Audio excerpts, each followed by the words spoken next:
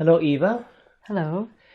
I understand that as a philosophical practitioner, you do all kinds of activities. You work with artists and you work with all kinds of workshops.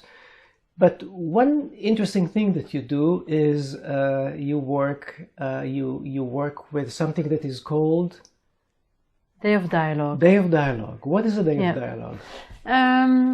Well, I work with all kinds of people, and we have Socratic conversations in our organization, but that's only for about 8 or 10 people, and people who are educated and can speak well and can reflect already very well.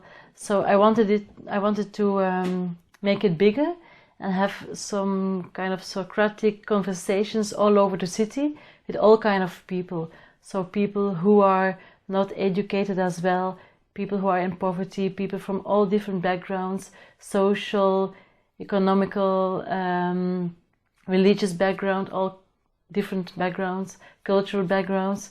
So we had those dialogue, conversation, meeting groups with about 7-8 people, and we had them all over the city.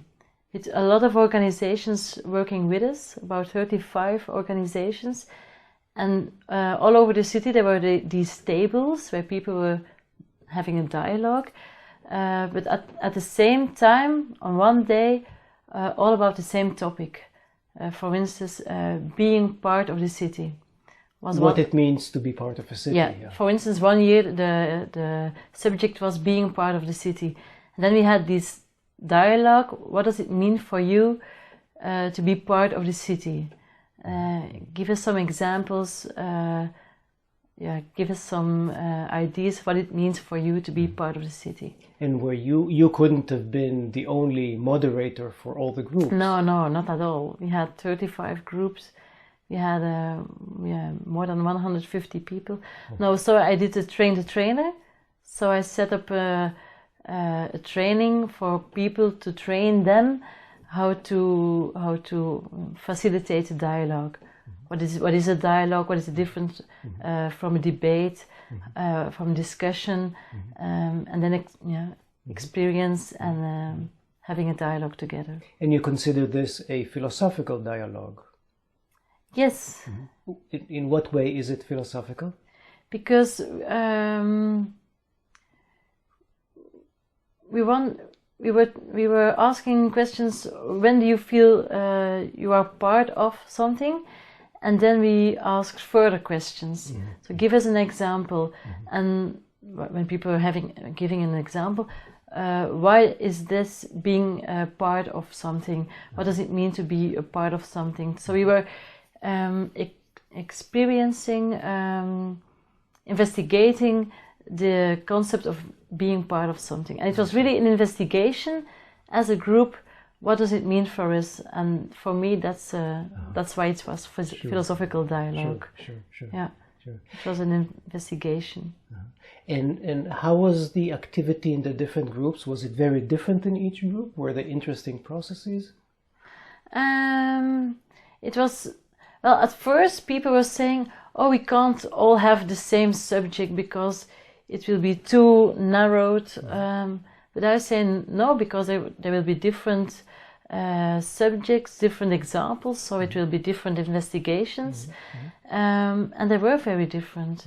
Yes, but at the same time, at some level, when behind the concrete examples, at the same time we were finding something that was in common, what it means of being part of the city.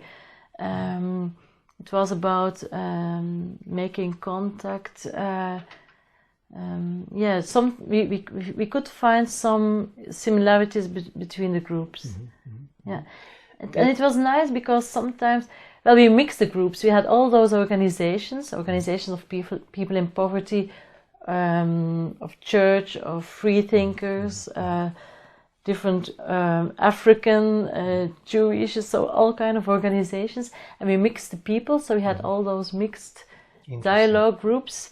So people from very different backgrounds were for the first time in conversation with each other, and just the fact that it wasn't a debate, and that the only aim was to listen to each other and try to understand how someone could have such a different example, of could have such a different idea of what it meant for them to be part of the city, was very illuminating, or how can I say it? Were there interesting moments or events in one of those groups or some of those groups that you want to share with us? There was a young African boy he had such a different story.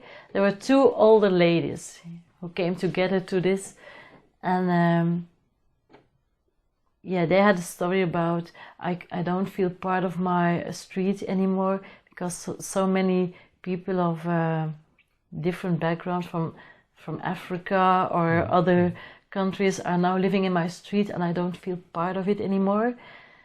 And then there was this African boy who didn't feel part of the street either, because he was people looked at him as if he was a foreigner, or as if he was an outsider. So that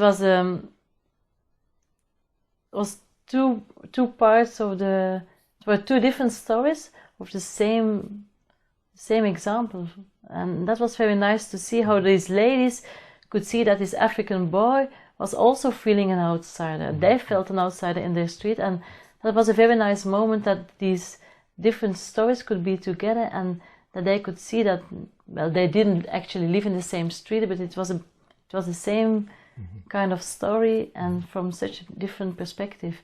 And it was nice that they could, that they really listened to each other, that they could understand and feel the other side of the story. So was it an educational experience from your perspective? Did it educate people to listen differently or to think differently? Well, of course, it was only one afternoon, so that was very short. But it was new for people. It was new, and some people came there to have a discussion about how to change things in the street. But then, when they realized it was not about having a debate or having some topics they could hand over to the city or the government, it was very new for them. So what do you think the effect on people was? It was very short, but we asked them at the end of the afternoon to catch something, because it was a dialogue. We didn't have it on film. To catch something, we asked people, what kind of story did change your perspective, or what kind of formulation made you think different? So everyone wrote it down. So we had many postcards. We put them up in the city hall. It's very nice to see and to read. And we asked people, in what kind of way did you change your mind? And some people said, this story really touched me, or yes, this story made me think different. So in that way, it was an educational, it had a small educational effect. Are you thinking of doing more such events? Yeah, we did it every year. Oh, so you've done it? It was once a year, So what other topics did you do? Being part of the city, work, also the importance of work and having work, and what does it mean for you to work. So we did it 3 times. First time it was live in Ghent. It was very easy. To live in Ghent. Just to live in your Ghent. City. Yeah. And then it was work, and then it was being part of the city. What will be the next one? We don't know yet. We don't know yet. Well, that's fascinating. It's a way of involving a lot of people in some philosophical thinking. Yes, and also people who, like those poverty organizations who would never, if you drop the word philosophy, they're already afraid. So we didn't use the word philosophy. That's why we called it a day of dialogue. So you never used the word philosophy in this context?